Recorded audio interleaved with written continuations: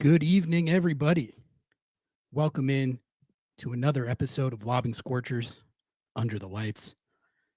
Got a big agenda for you all this evening. The Seattle Sounders are back at it in match day 24 coming up, and it's Sporting KC week. So you all know what that means. You never know what's going to happen Sporting KC week. You never know what's going to happen. They could hit you with the suplex. It could be the Stone Cold Stunner, the Tombstone Pile Driver, the Finger Four Leg Lock. You don't know. You don't know. Anything can happen on Sporting KC Week. We're going to talk about that a little bit. But before we get into it, I wanted to let you guys know that it's going to be a little bit of a different format tonight than the usual episode of Under the Lights. Usually this is the one where we have the guest doing the opponent preview and all that. It's going to be no guest tonight. We're going to have a guest on a show that we're laying down tomorrow. It's a very special guest, and we're very excited about it. And I'm not going to tell you all who it is yet. That'll be a surprise. But it's the type of guest where I felt like we needed the whole crew there. So I'm going to be recording that with the special guest and Noah tomorrow morning. So no guest tonight, but I am planning on taking some calls. We didn't do our typical call-in show post-game for the last match due to the whole situation with Stefan Frei. I wasn't really feeling it. I don't think anyone was necessarily feeling it. So I'm going to take some calls tonight, give you all a chance to hop on here, lay down some takes with me, talk some Seattle Sounders, Major League Soccer, whatever's on your mind. So we're going to do that in a little bit. And a few other little items to get to. I want to do a little thought exercise. I was going through the list of every homegrown that every MLS club has ever signed. They have that on Wikipedia. And I was looking through it with the lens of kind of this debate on Seattle's ability or prowess at developing attacking talent. There's been a lot of discourse on our show and elsewhere about really the amount of midfielders, fullbacks, Stu Hawks, what have you, but not as many attacking players outside of Jordan Morris. So it's kind of looking through the history of that and trying to gauge how hard it is to develop an attacking player through your youth development system, through your academy, and found some interesting stuff. Got a good idea of what clubs do it the best, what clubs don't do it well at all. And I was going to go through it with you guys, kind of look at other teams' lists, look at Seattle's list, and just kind of see what we find. So I'm going to do that in a little bit here. And then a couple of other minor things and news items as well. So a lot to get to. Going to be a big show. But before we get into all that, let's get some housekeeping out of the way.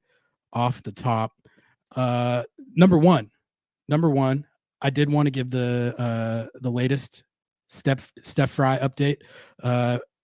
Many of you perhaps are up to speed on it, but some of you might not be. So let's do that off the top right here. I'm going to pull up the Sounder at Heart report, and this is from Tuesday, a couple days ago. But just in case anyone was not aware, Stefan Frei made a bit of a surprise visit to training on Tuesday. Goalkeeper apparently felt it was important to show that he's doing much better. This is from Jeremiah O'Shan. Steph Frei rolled up to Longacres, surprised the guys. Apparently they had him in the film session. So fantastic update. The prognosis after the game seemed to be positive. But it was still in that kind of gray area. You're never sure. But this is obviously a great sign.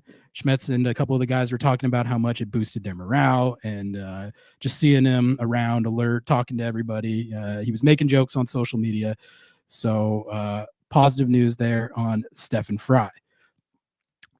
And then the other thing that I wanted to mention here, just at the top of the show, everyone at Lobbing Scorchers sends our thoughts and well wishes to Garth Lagerway. Atlanta United put out a statement today that Garth is going to be stepping away from his role as CEO because he's been diagnosed with cancer, which is obviously terrible news. So again, we all here send our thoughts and well wishes to him. I know everyone in Seattle still has and will always have a lot of love for Garth. I mean, what a central character in much of the success and achievements that this club has experienced. I think it's fair to say a lot of those don't happen without Garth Lagerway. And I'll say for my part, as someone who's been around him quite a bit, interviewed him quite a lot, one of the coolest guys I've ever been around, without a doubt. It's not just his brilliance at roster building. It's when I think of Garth, it's like the energy he brings and imprints on an organization. You could feel that during his tenure in Seattle. And also he was known for that as well at RSL. So again, best wishes to Garth Lagerway on a speedy recovery. If you guys could sub to the channel, like the video, follow us on Instagram and TikTok. We hit 1K on IG, which is a great milestone for us, but now we're on the road to 2K. So help us get there on Instagram, TikTok, and if you haven't, sub to the channel. And as always, as we go through the show here tonight, I'll let you guys steer the ship a little bit. Like if you got questions, topics, anything you want to touch on, drop them in chat. I'll get to as many as I can. And don't be shy about throwing down a super chat or two. That could be, or that 100% is the way to get your comment seen on the screen. We got Ryan starting us off with some discourse here. You think we will win on Saturday? That's one of the things we're going to talk about. We're going to talk about Sporting KC, the club of professional wrestling enthusiasts. It's a club that historically has given Seattle some trouble, including in Seattle. But I mean, one of the things we'll talk about is just the state of where they're at right now, which is they're having a rough 2025. I think it's fair to say.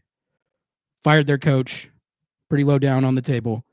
All this is to say that this match does, I think, present an opportunity for Seattle. I don't think it's like a must win, but these are the types of games that if you really want a shot at a top 4 spot in the Western Conference, you do have to win these types of games. These are the ones that you got to pick off on the road to really put yourself in the mix, which as it stands right now, Seattle is right in the mix for that top 4 spot. I think I'm going to check this right now, but I believe they're 1 point off of Portland, unless I'm mistaken. Okay, they're 3 points off. Think we will win, but it's not going to be an easy game. I don't necessarily expect it to be an easy game either. I do know that Sporting KC, they have been playing better under their interim coach, Kerry Vanagnan, I think his name is.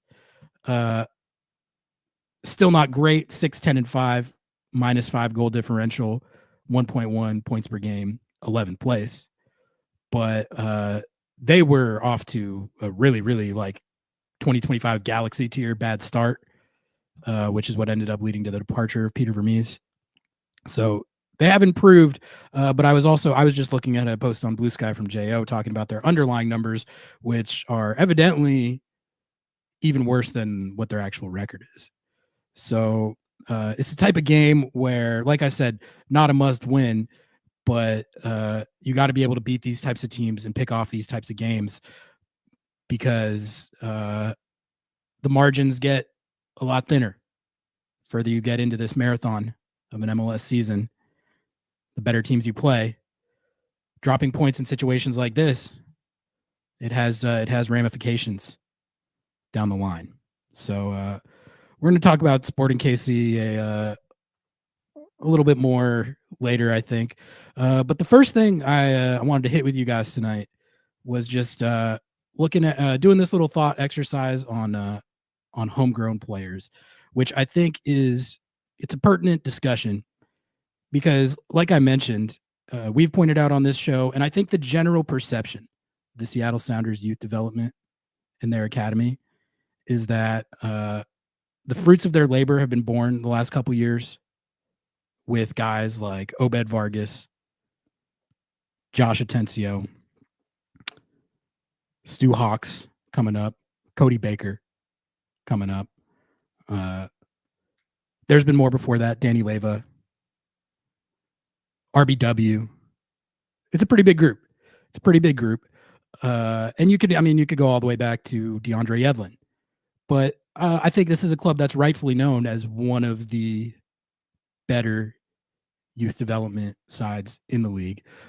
However, the joke is kind of like it's like number 8 FC. It's a lot of deep lying midfielders that they've developed. Danny Leva, Josh Atencio, Obed Vargas kind of fit that mold. Cody Baker and RBW are good fullback prospects. Stu Hawks is a good center back prospect. But the topic of discussion is attackers, right? Can they get there, or like what can they get their track record at that level of the field similar to what it's been like in the midfield? Because if you look at it, Jordan Morris is one of the biggest success stories of any homegrown in MLS history, bar none. Out of developing that player, they got the most goals in the history of the club, 2 MLS Cups, and a CONCACAF Champions Cup with him as a key contributor in attack. So it doesn't pay off much better than that. But the thing with Jordan Morris is, well, first of all, he is the only elite goal scoring threat that they've developed, and I'm definitely not saying it doesn't count, but Jordan Morris is a bit of a unique situation. He's been around the team his whole life. His dad was the team doctor when he was a kid, right? He was basically born and bred to be a Seattle Sounders striker, which you still get credit for his development, but I'm not sure how much of it is like a replicable blueprint. See what I'm saying? Like, can they develop guys in attack like an Obed Vargas, but as a winger or a forward? And what got me thinking about this was, we were talking about how Jordan Morris is the only example, and people pointed out, oh, well, Paul Rothrock should count in that. He's a winger. He's an attacking player. He's homegrown. He played for the academy. And I was like, you know what? I'll buy that. That does count. It's just the reason that he doesn't maybe register in that way, I think, is because he had such like a winding path where he went and played college soccer. Then he cut his teeth at Toronto FC2, right? And then finally worked his way back and is just now in the last year or two broken through for the first team and is he's producing. Paul Rothrock has, I think, 30 career starts in MLS, and he has 15 goal contributions in the league, 9 goals, 6 assists, and he's scored a few in other competitions as well. So it's kind of one that doesn't really get considered like that, maybe as much as it should. But I still think it's fair to say that Seattle's had a lot more success developing midfielders and fullbacks than they have attacking players. And I'm talking about guys that break through and meaningfully impact the first team. There have been guys that have gone on and had successful pro careers. There's been a lot that have done quite well in the USL, a lot who have torn it up in MLS Next Pro.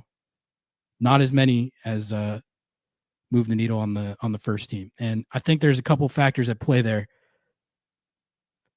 I think mainly it's a lot harder to develop attacking threats, goal scorers, guys who get on the stat sheet. That's the most valuable commodity in the game, goals and assists. And they're not easy to get. It's not easy to get young players developed who can do that at as high a level. Jack asks, is it the dominance of JMO and Sounders that impedes the opportunity for the youngsters? I don't think so. I don't think so, because I mean, you can always use a goal scorer. If anyone had shown the prospect upside and production and projectable future production of Jordan Morris, they would be breaking through. I just don't think there's been as much of that. There are less available minutes, for sure. But like Alfonso Ocampo Chavez, for instance, if he had shown that he could be like a line leading MLS player who is going to bang in goals, the minutes will be there. So I mean, I think there might be something to that, but I also think that it's clear, and I'm going to pull up this list right now, but I think it's clear that it is a much more difficult thing to do. And you guys are going to see that this list on Wikipedia is pretty great. It's got every single one from every player or from every club. So you can go through and I'm going to show you guys this list. All the way through the youth ranks. I mean, true, but I mean, don't you think the best ones will still rise to the top? I think if you look at, we're going to look at some of the other clubs that have developed more players like this, and lack of opportunity wasn't an issue, even if those teams already had established guys at those positions. I see what you guys are getting at as far as like an MLS first team. It's always going to be hard to break in as like a number 10, because a lot of MLS clubs, you're going to have guys like Nico Ladero or Albert Rusnak, who it's like, it's going to be difficult for a young guy to really push a player that established with that much pedigree for minutes. And I think that is one of the obstacles that every club is facing. But when I looked at the list, it's very clear, similar to the U22 list, there's a lot of misses, but there are examples of clubs who have done this to great effect. So I'm going to pull up this list, and we're not going to go through every single club. I'm kind of going to speed through it and then maybe slow down where I think the teams that did the best or the worst or had the most interesting or stuff like that. So let's pull this up. Here it is. This is an exhaustive list of every single homegrown from every single MLS club all the way through. So gonna show you guys what I saw here and what I noticed from this as far as the degree of difficulty on developing like a number 9 or a number 10, or I guess just in general, homegrown guys who you can plug into an MLS starting 11 week in, week out, and they're going to produce, and they're going to give you what you could get from like a TAM signing or even a DP signing in some cases. I mean, that's the thing about Jordan Morris. He has provided DP level goal production for a lot of his career. He got injured a lot, but earlier in his career, when he was on a homegrown contract and still banging in goals like that, it's hard to overstate how valuable that is for an MLS roster. Saw Paul Arriola in Pioneer Square. Nice. Shout out Paul Arriola. All right. I mean, all right. So here's the list right here. And some teams have more than others. I did think it was funny that the very first name on this list is Andrew Carleton from Atlanta United, because I think that Andrew Carleton had one of the most fascinating career trajectories of any player on this entire list, and he's listed as the first one. Andrew Carleton was a much hyped prospect at the time. I think he got some U.S. youth national team caps, and he was being brought up to Atlanta United's first team. There was the incident where he had a couple of like professionalism incidents, one of which where he was like out partying the night before MLS Cup, and got in trouble for that. And then he they had a game in Canada and he forgot his passport.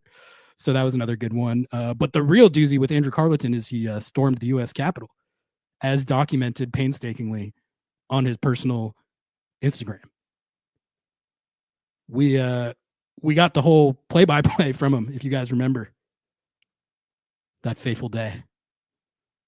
He didn't accept the outcome of what had taken place, and he went to go do something about it. Like I said, I mean that was his journey, and to my knowledge, he went to the U.S. Capitol and hasn't really been heard from since at the professional level. So, you know, I don't think that was the intended outcome for Atlanta United when they were developing Andrew Carleton. They couldn't have anticipated that necessarily. But it was just funny to see his name front and center here because I was like, oh yeah, I forgot about him. That's the kid who stormed the cap. That's the first one. But if you look at through Atlanta United's list, there's really one major hit, which is Caleb Wiley, who they played at fullback, but I think can play as a winger as well. That's a good one. That's like that's an example, I think, of a high upside guy who was contributing a lot to their first team, and they got like $10 million for. And I mean, I think the thing is, I think his best position, as I understand it, is considered fullback. So not really what I'm talking about, but if we're looking at their track record, that's definitely the most impressive one. And Jay Fortune, they have playing really good soccer for them this year, but he's still pretty unproven. Matt Edwards is another one who's been playing for them this year, but a lot of this are just random guys. And the one that was supposed to be their big number 9, Jackson Conway, looks like he's on the Charleston Battery right now. So they haven't really done it. Will Riley's a midfielder. Noah Cobb's a defender. So they've had some success, but not really with like a number 9 or a really productive winger like that. You keep going down. Austin's Owen Wolf is a big success, but they don't really have one. Charlotte FC. Chris Hedgart was a Seattle Academy kid, but they're relatively Austin and Charlotte are relatively early in their existence, so they're still figuring out their youth development. Chicago Fire, now this is a really impressive list. I mean, you got Harry Shipp. That's an example of of the type of guy that you can develop.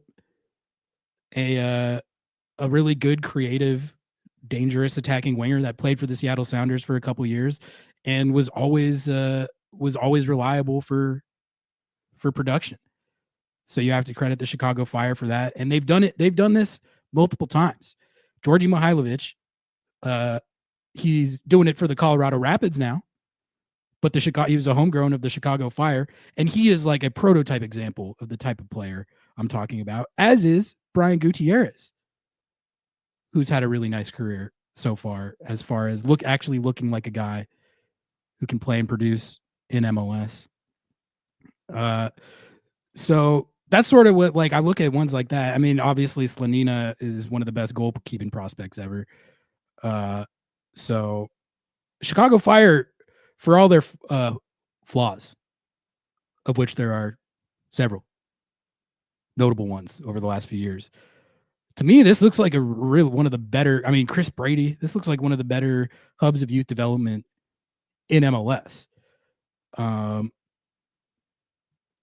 You have to wonder how much of it is luck and player pool they are drawing from. That is a huge part of it, but like, I think when you look at the swings and misses and the hits over like all these clubs, like we're doing, you can see that, like, to me, it's pretty clear that some clubs do it better than others. And what result you get out of that is how well the rest of your organization is run. It's kind of crazy to me that the Chicago Fire can be this good at youth development and still struggle as much as they do, like, to take results with the first team, because it gives you, when you can develop a guy like Brian Gutierrez, who can be like a centerpiece of your attack theoretically, and you like don't have to spend a DP spot on that should theoretically give you a big advantage. that the Chicago Fire, unfortunately for them, not exploited. Chivas USA is in here. Wow, I didn't realize Villafana and Marky Delgado were Chivas USA homegrowns, but those are two pretty decent players. FC Cincinnati, not really. Colorado Rapids have had a little bit of success with this with Cole Bassett. That's a pretty good one. Darren Yappy is the one that they're hoping pans out, but he's still in proving himself mode. Some really good ones for the Crew, but they're kind of number 8 FC like Seattle. Will Trapp, Aiden Morris, Sean Zawatsky. But they do have Jason Russell Rowe coming up right now, who that's an example of like a pure like target number 9 who I wouldn't say he's fully breaking out, but he looks pretty damn good this year, I think. Jason Russell Rowe. That looks like they might have hit there, although there has been quite a obviously noticeable drop off from Cucho Hernandez to Jason Russell Rowe. But I mean, you can't really expect Jason Russell Rowe to live up to that. And he's been pretty good this year. Caleb Wiley loaned out twice by Chelsea. Okay, well, maybe it's not going as hot for him, but I still think that's a pretty big success story based on the production that they got out of him while he was in MLS and the bag they got for him. That was a good bit of business. That's one of the ideal paths that you want, Caleb Wiley. He's just not like a pure attacker in the way that I was thinking of it, but he was a very good Atlanta United developmental example. FC Dallas. All right, so this is one of the most impressive lists you're going to see. This is ridiculous. To me, it's FC Dallas and the Philly Union who we'll look at far and away the best here. Kellen, I mean, like outside of the attackers that we're going to talk about, Kellen Acosta, Paxton Pomacall, I believe pretty confidently would have been a pretty big hit if not for injuries. Jesus Ferreira and Ricardo Pepi, both huge success stories for them. Zendejas is balling for Club America right now. Chris Richards, you see Pepi there. Dante Seeley, not as hot, but like still a pretty high upside player theoretically. I don't know if he still is, but he was at one point. Derek Richards coming in with the one gifted membership. Derek, you're a maniac as always. Thank you, man. Generally, you're able to give more minutes to homegrown players and see more development when you don't have the fan expectation to win trophies. Yeah, I think that's part of it as well. And maybe that's something that FC Dallas has benefited from, because I wouldn't put them in the Chicago Fire category. They make the playoffs a lot, but they're never, it feels like they're never really in the trophy contention mix. And maybe part of that is because of their commitment to youth development and not going with more experienced pedigree players. But you still have to, you got to give them credit for this. I mean, this list is incredible compared to a lot of the ones that we're looking at. Zendejas, Liga MX player, Kellen Acosta, MLS stalwart, Paxton Pomacall, injury riddled, but probably would have been a very good MLS player. Reggie Cannon, still in MLS as a starter. Jesus Ferreira on the Seattle Sounders right now, and scored 50 plus MLS goals for FC Dallas. He's easily one of the most, he and Jordan Morris, I think, have an argument for the most successful ever in this particular category, along with Ricardo Pepi, who's in that discussion, and also from FC Dallas. So you'll notice they have like the most of them, and some of them are just guys, but a lot of these are, it's very good, very impressive. DC United, Andy Nahar, he's going absolutely crazy for Nashville SC this year, and has been really good in MLS for the most part. I think he went either to South America, or where did Andy Nahar go? He's played at Anderlecht and Club Olympia. Okay. But now he's back in MLS. That's a good one for DC, but that was from like years ago. But other than that, I mean, Kevin Paredes, and Moses Neiman were decently hyped, but haven't done much of note that I know of yet. And TKD, Ted Ku DiPietro, is playing a lot for the Rapids this year, it seems like, and doing pretty well, holding his own. So, but again, not much of note there. Same for Houston Dynamo, not much of note there. Sporting KC has some good ones. I think Daniel Shallowy is an example of like the profile of player that all MLS clubs should be looking to develop.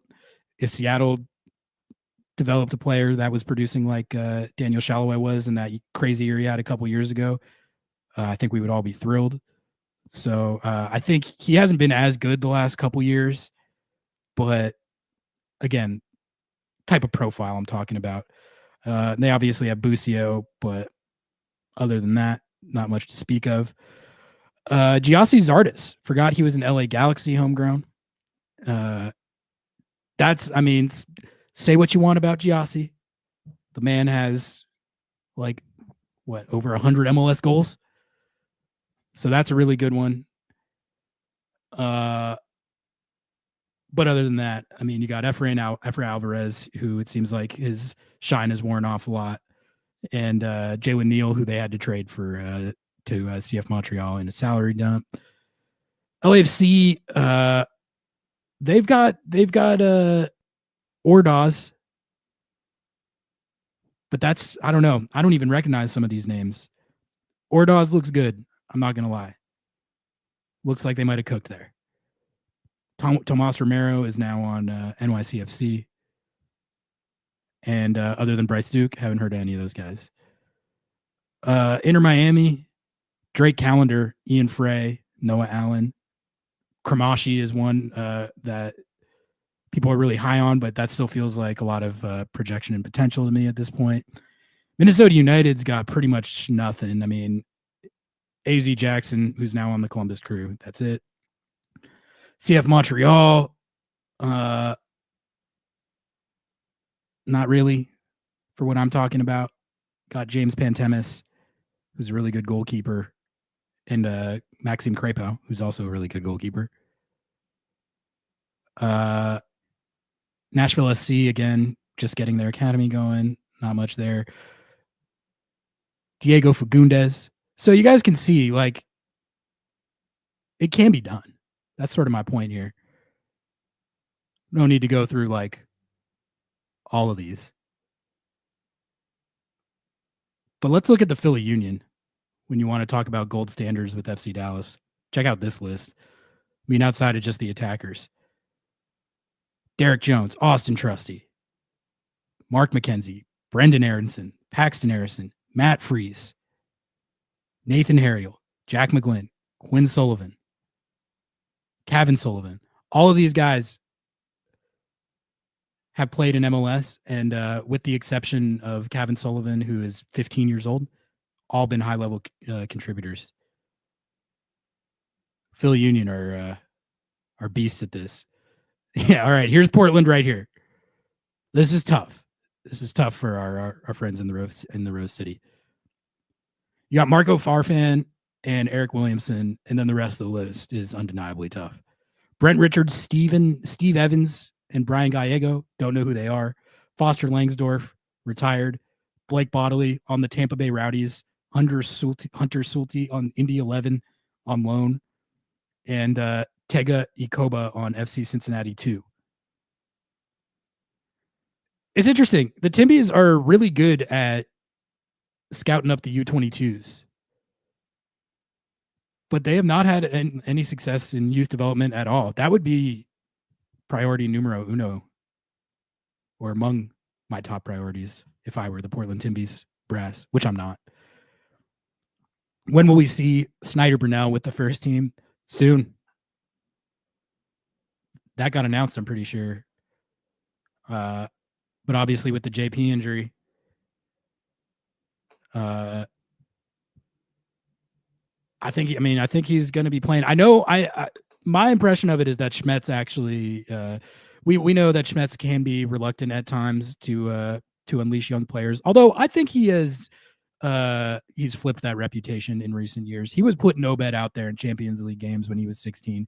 He showed a lot of trust in Josh Atencio. He's played Danny Leva a lot. So the whole like Schmetz never like doesn't give the young guys a chance thing, I think he's been a lot better about that the last like 2-3 years.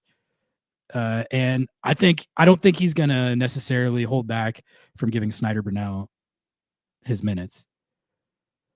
Real Salt Lake has Corey Baird in there, who's a solid MLS attacker. They have a ton of signings, and a lot of them are good, but it's a lot of number 8 FC and defenders and stuff like that. San Diego, barely anything. All right, let's look at Seattle's. Let's take a little more of an in-depth look at this. There's some good name drops on here as well. You can see the ones that I was looking at because I hadn't heard their names in a while. Is Paredes doing well? I haven't followed him at all. I know he's gotten called into the USMNT a couple times, and he was considered a really high upside guy for DC. And I always liked him for DC. He played with a lot of kind of energy and swagger.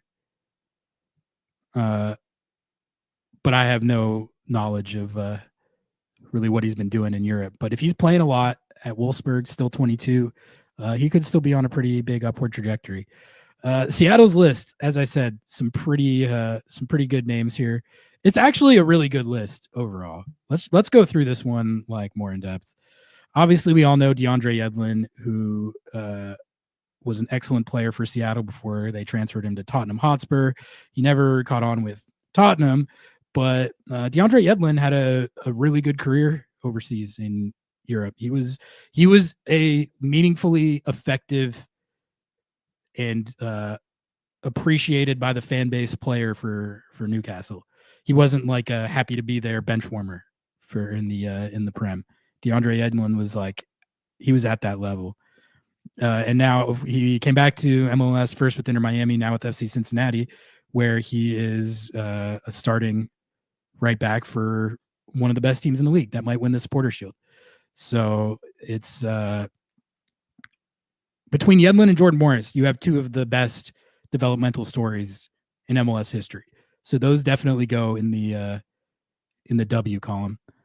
You got Aaron Kovar, who retired like 2 or 3 years into his career. He had a nice left foot though, and he got some MLS minutes, but he never really like broke out. Sean Okoli and Darwin Jones. This is my favorite name drop. Vic Mansoray. You guys remember Vic? I was looking at his career. He's been playing, it looks like, in South Asia for the last like 6-7 years. He's kind of found his niche there. He's only 28. Vic Mansoray is only 28, man, which is crazy to me. It was literally like 12 years ago that we were talking about him maybe playing in MLS. Jordan Schweitzer, Shea Adekoya, neither of whom are still playing. Henry Wingo is an underrated success. Underrated success. Went to, I think, like a Hungarian club. Let's see. Where did Henry Wingo go? Oh, he went to Molde in Norwegian. And then this one in Hungary. So, and he was playing like UEFA Champions League ball, Henry Wingo, Hank. He had a solid career over there, but he's another fullback. Handwalla Bwana, who is now apparently on the South Georgia Tormenta FC, USL League One, still playing. That one never panned out. Omar Hassan, as Zach mentions, is the guy that I always hear about as well. When we interviewed Henry Browner at our live show at the Tacoma Defiance US Open Cup game, we asked him about Omar Hassan, and this is one of the guys that has the potential to be the sort of profile player that I'm talking about, a player that you bring up from the academy to the first team, and hopefully, he's 16 or 15 or 16. So definitely you don't know yet if he's going to make good on that. But as far as if we're talking purely potential, he's probably the front runner among the generation that they have coming up right now, as I understand it. He scores incredibly sick goals. He's got good footwork. Apparently, the knock on him is that he's too small, too skinny. I don't know. Weird. The same thing about Stu Hawks. He did all right. He did good. So I'm not buying into the Omar Hassan is too skinny stuff yet. Danny Leva, first team contributor. You got Trey Muse, AOC. Josh Atencio is obviously a big one. RBW is playing for the first team. Obed looks like he could be among the most successful homegrown projects in MLS history as well. They're about to sell him for $10+ million in all likelihood. So I do think I don't think Seattle's list is as impressive as Philly or Dallas in the volume of these guys. That's what's impressive about Philly and Dallas. So many of them. Like the Philly one, just to go back up to it. Because I was looking at it and I was just like, God damn. Like Brendan Erickson, Paxton Aronson, Jack McGlynn, Quinn Sullivan. These are all guys that I would take in my MLS starting 11 any day and trust them to perform and contribute and get goal contributions. Even, like Nathan Harriel as their right back. He was starting for them for a while. I don't know if he is anymore, but it's just a hell of a list. So Seattle doesn't have that type of volume. But when you look at Yedlin, Jordan Morris, and Obed, that's a hell of a trifecta. And you got guys like Josh Atencio, who's on the up for Colorado, that they flipped for $1.3 million in GAM. So I think that can be considered in the success column. And RBW, we'll see what happens. Like he's got all the traits of the type of guy that your clubs in Europe are going to be looking at, and clubs in Europe have been and are looking at him. So that's one. RBW is one where he hasn't gotten as much run to show it because of injuries, but that has the potential to hit. And then you got Stu Hawks. So I mean, this is a very good list, but again, Jordan Morris is like the only kind of carry the load attacker.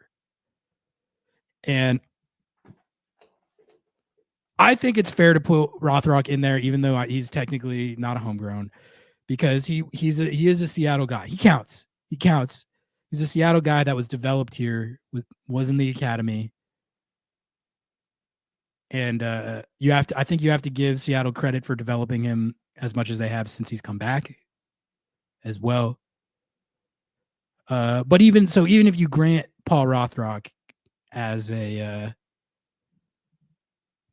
contributor here, it would still be just Jordan Morris and Paul Rothrock who have been like true impact, move the needle type contributors at those positions at the MLS level. So I'm excited to track Omar Hassan's trajectory, but I think in general, if you were to give a note on Seattle's youth development, it would be like, at least this is just what I want to see, is them work on developing more guys like Jack McGlynn, Quinn Sullivan, Jackson Reagan. Yeah, actually, he did too. It's the exact same idea as Paul Rothrock. Doesn't really get talked about like that because he went and played college soccer and isn't technically a homegrown. But that counts. And I think guys like Jackson Reagan and Stu Hawks, those are like extremely valuable assets. Jackson Reagan already is. Stu Hawks has the potential to be, because center back is a premium position. It's one of the most important positions on the field. So developing 6s and 8s is great. And in fact, I think it has worked to Seattle's for Seattle to great effect because it gives them so much depth up the spine where if you have guys injured or they need to rotate out, like Danny Leyva it's like a valuable thing to have, a guy who is just going to be steady, solid, and consistent that you can put in a pinch. You can start him if you need to. But if you need him to sub in for whatever reason, make a spot start, all that stuff, like you have it internally. You don't have to sign someone to do that, right? So even that, it helps your floor, it helps your foundation. But I think the next step is getting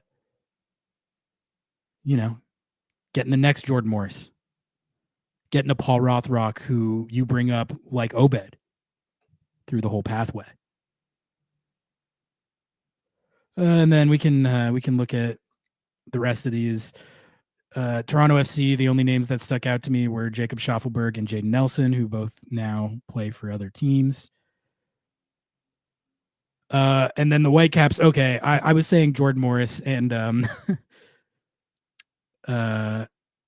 Yedlin and who else? And Obed, and there are a couple from other teams. Pepe and Jesus Ferreira are arguably up there with the most successful homegrown players in MLS history. I was not taking into account the far and away most successful youth development story in MLS history, which is Alphonso Davies, who is still, to this day, one of the best players in the world. I don't think much has changed about his status as far as that goes. But I mean, been a superstar player for Bayern Munich and the Canadian national team. And he was a Whitecaps kid. I remember watching him play for the Whitecaps when he was 15, and he was way better than everyone else he was playing against. That was early MLS days, like Alphonso Davies, like playing his first game for the Whitecaps. He was scoring these goals for them where you were just like, oh my God. Yeah, he is going to a big time UEFA Champions League club, and he's going to be insanely good. And that's exactly what happened. So you got to props the Whitecaps on that one. And they have a lot of wherever Vancouver's recruiting from, they've got a lot of really good MLS guys on here. They have one of the better lists, especially when you consider that it's highlighted by Alphonso Davies. But anyway, that's sort of what I wanted to show you guys, because what I was trying to get a gauge on was just like I was doing with the U22s a couple weeks ago. How much have clubs actually succeeded with this? Is Seattle's kind of lack of developing players in that area of the field, is that common throughout the league? Do other teams do it well and Seattle doesn't, or is it just a lower percentage game in general? And to me, it's pretty clear that it's pretty rare to get a homegrown attacking player like that because it's harder to develop them. And also, as people have pointed out, you're usually going to have guys in those spots. Like no DC United number 9 is going to be pushing Christian Benteke, so that can be hard. But at the same time, you have guys like Georgi Mihailovic, like Quinn Sullivan, even Daniel Shalhoub, as I go through it kind of again really fast here. Jesus Ferreira, Ricardo Pepi, Brandon Aronson. I think Mihailovic is what I'm picturing for like the optimum situation. He's one of the better number 10s in MLS. He's not top 5, but he's probably between 5 and 10. I think Georgi Mihailovic is that good. The Chicago Fire fumbled it, traded him to CF Montreal.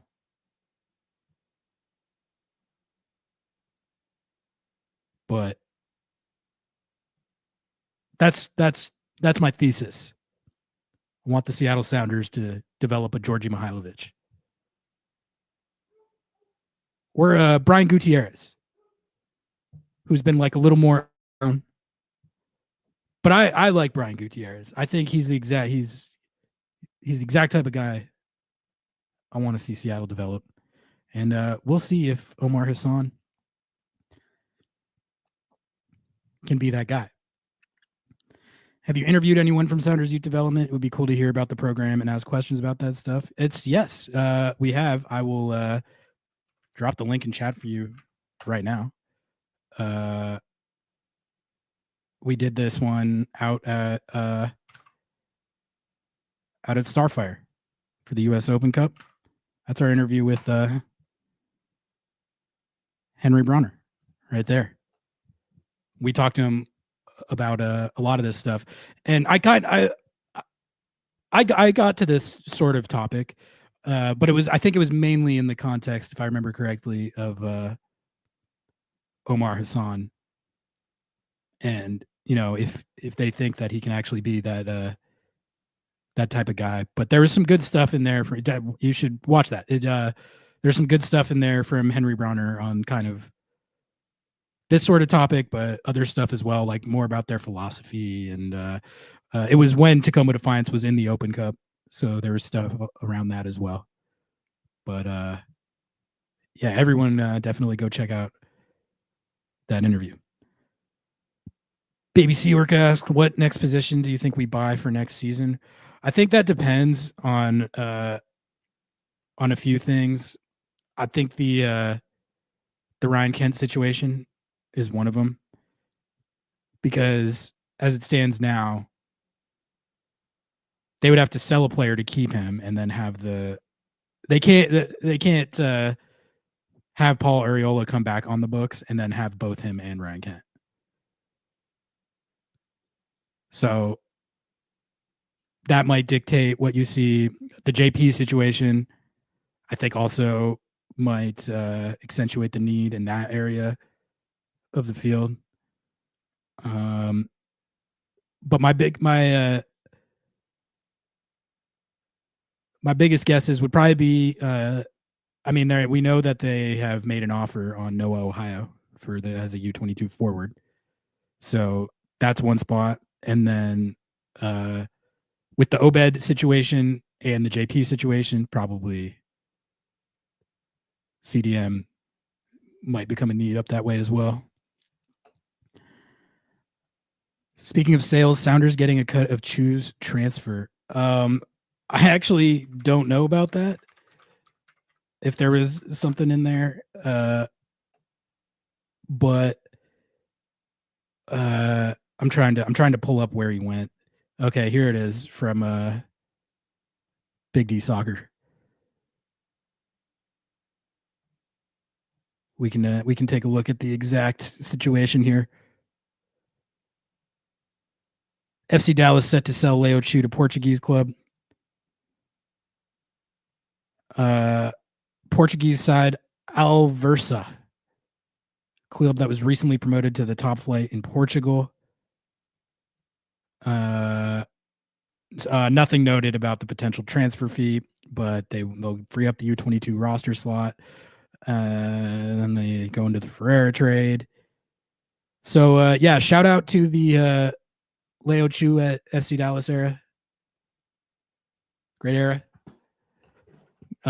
In all seriousness, though, I hope Leo Chu succeeds in Portugal. I don't remember his time in Seattle as sourly as some might. Or I think the perception is that he was just a categorical bust, which I think is not necessarily unfair. But I also don't think he was a total zero. He had 21 goal contributions for Seattle. It was 7 goals, 14 assists. And he had some really good individual games and really good individual moments. He had the 4-assist game at the Club of Professional Wrestling Enthusiasts. He had a game-winning goal against the Galaxy. He had 2 goals, including the game winner in a game again at Vancouver. All 3 of those were on the road. So it wasn't all bad, but it definitely was not a super big hit. By the end of it, he wasn't playing. Oh, okay. Jo said Seattle gets 15%. Sick. That's a W for Seattle. All right. Okay, here's what I'm gonna do. I'm gonna drop the call link in the chat, take some calls. And I think of the sell on fee, I'd imagine, which we don't know what it is. I'm gonna drop the call in link in chat. And while we wait for people to hopefully tap in, I'm gonna play some Brian Schmetzer sound from today. And I haven't watched it yet, so I'll react to that after it's done. But call in link is about to go in the chat right now. And if you want to hop on and lay down some takes because we did not do so on Sunday, feel free. Any and all are welcome. We love to give a voice to the people, to the fans. So don't be shy. And we'll do some belated calls. But while we wait for that, I'm going to pull up this Schmetz sound. I think he talked today. Probably, I don't know if there's any more Frei updates here or whatever the case may be. We're going to find out right now.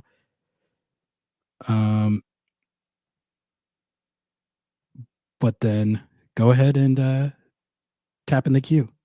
And if you tap in the queue while this is going, I'm going to let it play out, and then I'll bring you in. But anyway, here's Schmetz from training today. Jackson? Yeah, we want to start with Stefan Frei. Any update? How's he doing this week? He's in the building again. But talking to him and everything, he's still feeling the symptoms. So we're just I'll give you an update next week, late next week.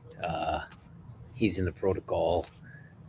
He's in good spirits, I would say, but he's feeling the symptoms of that concussion.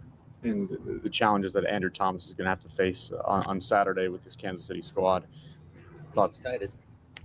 He's excited to play.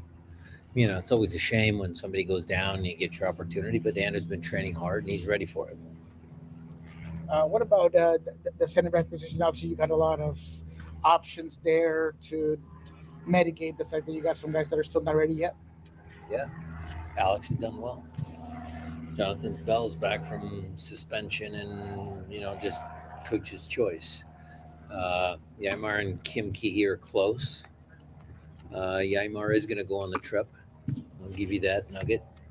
So that's positive news for us. And we'll see if we can't get a result on the road. Coach, in relation to João Paulo, has he been operated yet? And will he have a chance to finish his recovery at the club? Yes, he will finish. He will definitely finish his recovery at the club. He has not had surgery. I know he's been in discussions with the surgeon that did his previous ACL, and I believe that's the direction that they're going to go with Mandelbaum. But I don't think it's been the date has actually been scheduled. But he's here in the building as well, preparing, because there is some preparation work that makes the recovery coming out the other side a little bit easier and better. When you're balancing Alex's play and John Bell's play, it seems like one of the considerations is Jackson on the left, because it allows you to have him be in the middle of that three. What do you like, or I guess how do you balance the the offensive build out aspect of it and maybe the more defensive solidity that I would correct you in a little bit, Jeremiah, and say the defensive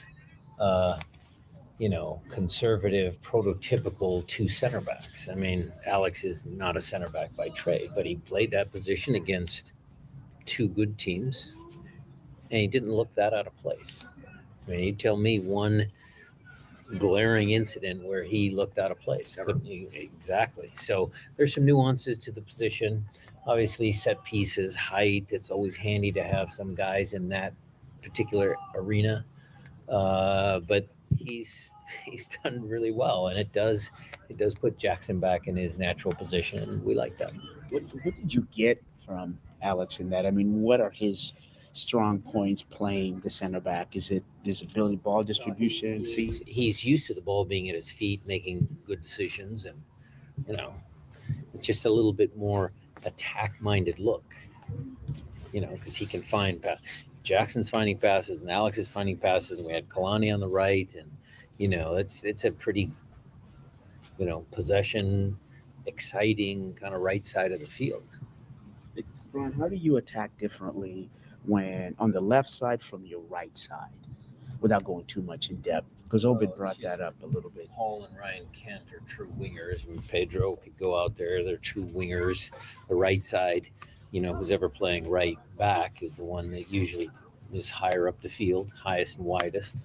Now, when Pedro and Kalani or Pedro and Alex played over there, Pedro has the ability to go wide, and one of those guys moves up in the pocket. But it just varies. And does that have any effect on Albert Rusnak, what he's doing up there in Obed, where he gets in that pocket?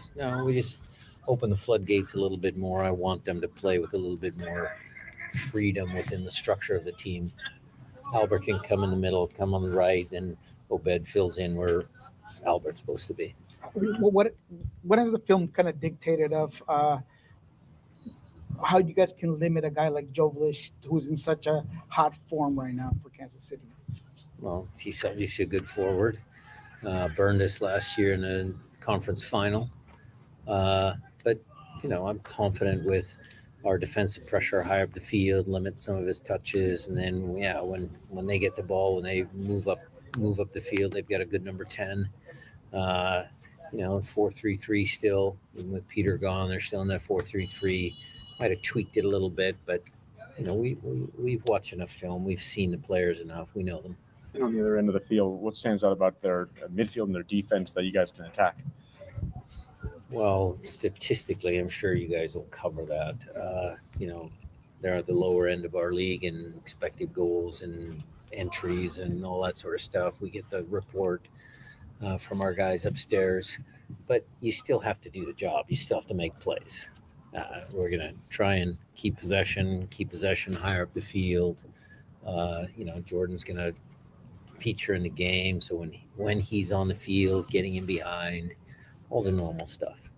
They've won 2 games this year. One where they might be the only team in all the big leagues in the world that won a game without taking a single shot. And they also had a game where their XG the XG difference was the biggest for a losing team in the history of MLS. What did they do that allows them to sort of get these results when it seems like they have no business getting them? Well, that just shows that the team hasn't given up. Even in the depth of a longer season, a frustrating season, you always measure, players, certainly based on performance, but also effort. It's one of the calling cards of this club.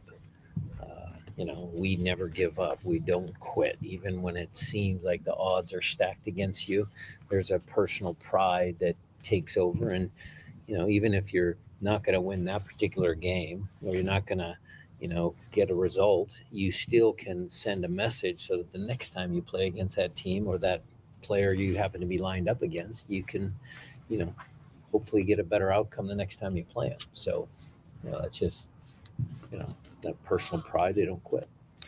Turning the focus back to you guys, Pedro has been in and out of the lineup. One thing we haven't really seen from him is on the left. I'm just curious, what do you like better about him on the right, and that you haven't put him on the left? Well, a lot of that's a little bit of a numbers game because you've got 2 guys that have, Paul's been making plays, and Ryan Kent's obviously a talented player. So is it more playing time, availability of minutes? Has Pedro pushed past, the group of guys that we have playing out here, or, even where Albert plays? I mean, that's his challenge, and he's taken that head on. I mean, he's working really hard in training. What I like about him on the right-hand side is he has the ability to come in and out. So he can go outside, and we shuttle a guy in the pocket, or he's in the pocket and the guy goes wide. So there's a little bit of creativity and, allows him to pick up the ball in different spots. If he's on the left, sometimes he's got to be patient. He's got to wait for the ball comes to him. And, I think he's a really creative player. He likes having the ball at his feet. So I sure if you'd ask him, he'd probably rather play in a position where he touches the ball more. Brian, how do you balance that? How do you balance what's working, the results that you're getting from certain players, and then the need to give a player more minutes, more MLS. consistent We've minutes? got a 3-game week, and we've got Leagues Cup against 3 really good opponents in short amount of time. Injuries can happen at any time. When Pedro steps on the field, he's going to be ready because his training has been way up here. How you feel your set pieces, especially corner kicks? I know Jackson had a close one. How you just the assessment? I know you want to score more, but Well, we always work on them. There's been a little bit of renewed focus on just the mentality inside the box. You saw that in Jackson's play, both defensively and offensively. It's just messaging and, again, the training environment. We're going to push them in training, not to just take it as we're going to work on our set pieces. No, we're actually focused on getting the ball in the goal, even though there might not be a goalkeeper or defenders around. We want them to, just get a little bit sharper in training, and hopefully that manifests itself into some clear chances from the initial ball. Brian, with JP's absence, obviously you got Danny Leva, but beyond that, you got some versatile players like Alex or Kalani that can fill in those positions. Are those more of the maybe answers that you're getting to that depth in that position? Yeah. Or you might hear about our signing in the next day or two. I mean, Even young guys like, Schneider, a guy like that. He's a great player. Coach, yeah, regarding the Club World Cup, obviously now with the result from Paris Saint-Germain, you were basically the only team that could hold Paris Saint-Germain. Well, Botafogo. Well, they didn't have a full 11 against Botafogo, but my question is more regarding stuff that happens outside of soccer. You mentioned that your family was here to see the Club World Cup. How did they like Seattle? How did they like the Sounders? I think the whole Club World Cup experience is just the appetizer for the World Cup. I mean, it was such a great event. Everybody was excited. The field was great. The competition was good. Our team played well. Seattle fans showed up. The stadium was good. The only game I could catch not of ours was the River Plate game, and 30,000 River people in the stadium. I mean, what an atmosphere. And that's similar to what back in 1994, Stanford Stadium, the old Cardinal Stadium, it was like Cameroon versus Sweden. And the colors, blue and gold, and the Cameroonians and everybody coming together. That's what the World Cup's all about, bringing people together. And that's what this club does very well. We bring people together. So it's going to be a great event, the World Cup. And, the Club World Cup has many fond memories. Brian, 3 keys to a Sounder victory. Clean sheet, score a goal, and then happy on the way back. Right. You talked about the things that are beyond the game recently. We just heard some news, a statement through Atlanta about Garth Lagerway. How are you in the situation? Well, look, I just found out about it, and it's taken me a little bit of time to process. You never want to hear about a colleague that you've worked with closely for many years get diagnosed with, and I don't know the form of cancer. It's their business that, put out information, but any type of cancer, any affliction, anything like that of someone that you work closely with, certainly my heart goes out to them. We wish him a speedy recovery, or perhaps better, a full recovery is probably the way I say that, because Garth's a good guy and he's had a lot of success in this league, and we're just keeping our fingers crossed that he can recover. Thank you, Coach. Good. Thanks, guys. Thanks, everybody. All right. Actually, a few things to talk about from Brian Schmetzer there. No one in the queue. So if you want to hop on, lay down some takes, drop in some discourse. There's no competition right now, which is it's fine. I just want to put the option out there because we didn't do it as we usually do on Sunday, and I know the call-ins are most popular like right post game, and that's why we do them then, because the game just happened and we get like so many calls that we can't get to all of them on the post games. So if Under the Lights the queue doesn't line up, it's all good. But if you guys do want to come on and lay down some takes, the link is right here in chat. Feel free. Any and all are welcome.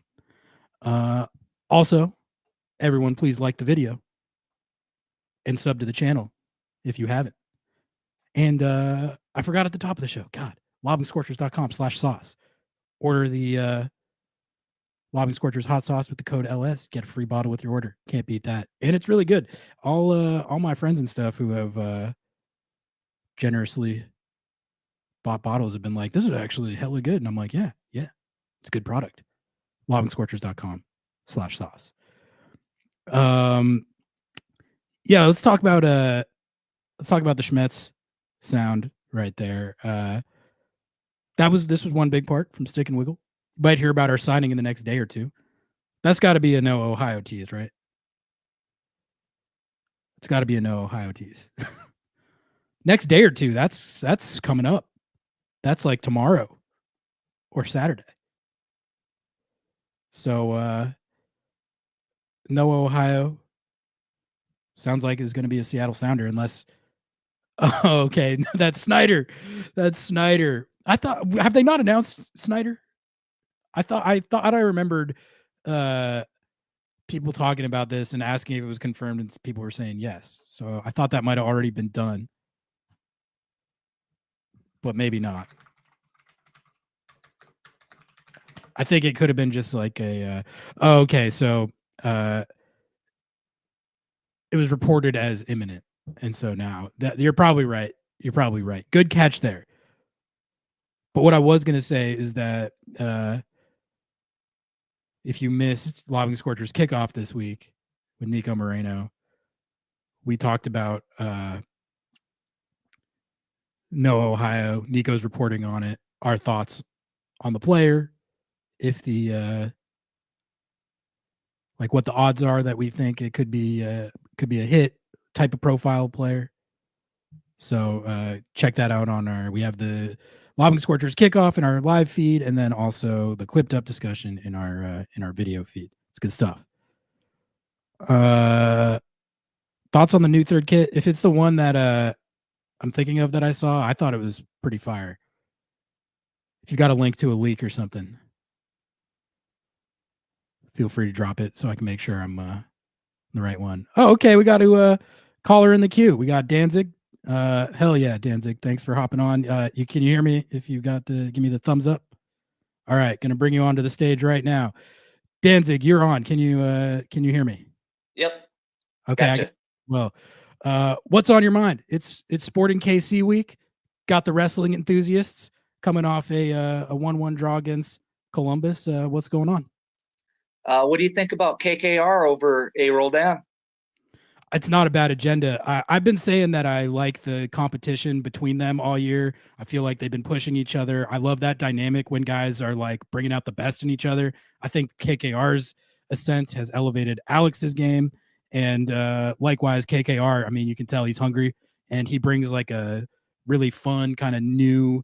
How much have we been talking on our show over the last year or so about like wanting a really dynamic attacking fullback? So I don't even, it's tough. And it's one of those things where the rotating and mix and matching will probably be determined by the schedule as much as form. But what have you seen from KKR that makes you want to perpetuate that agenda? Youth, energy. I mean, he's scored some great goals. I think he could really develop with Pedro on that right-hand side, overlap, underlap. I think he could unlock Pedro. What do you think about that? That's an angle I hadn't really thought about it from, but I think the premise of him being just kind of more dynamic in attack and combining with like the winger. Alex did that to great effect when Christian was playing right mid, but really that felt like, brother synergy.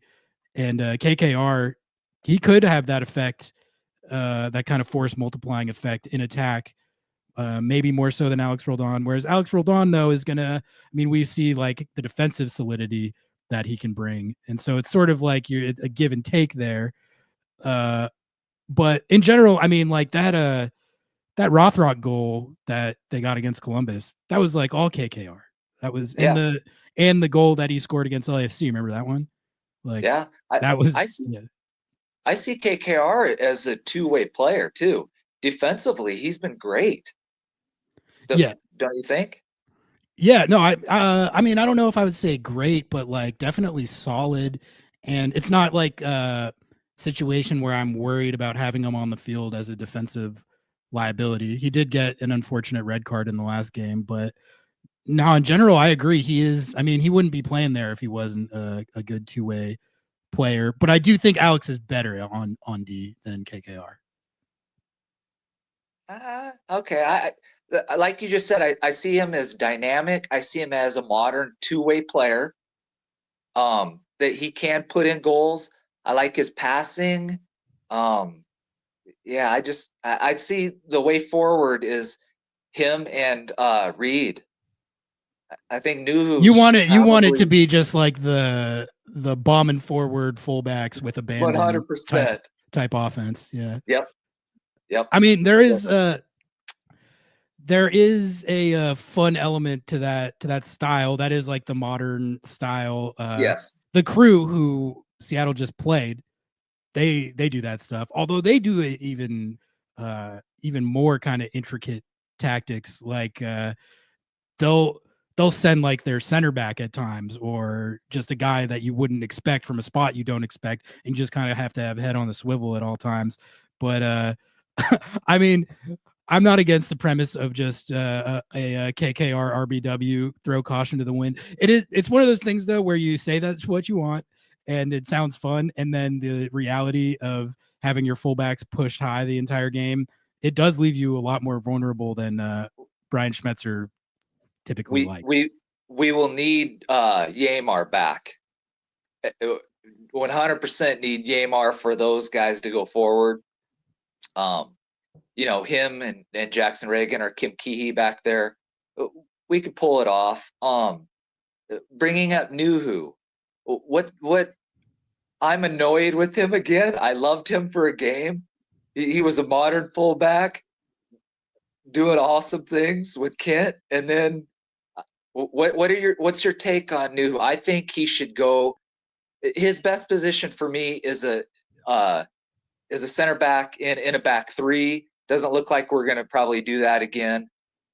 I think he should probably be a center back going forward. What are your thoughts? Well, what's interesting is I didn't really pick up on it at the time, but like Matt Doyle and I think Sounder Hart noted that there was this kind of chess match between Wilfred Nancy and Schmetz, where it was like Seattle almost did slide Nuhu back into that more center back type role at a certain point when Nancy adjusted how he was playing his forwards, and they were like going back and forth in the game, which that's always kind of fun. But as far as Nuhu in general, I mean, he's just not like the modern attacking fullback.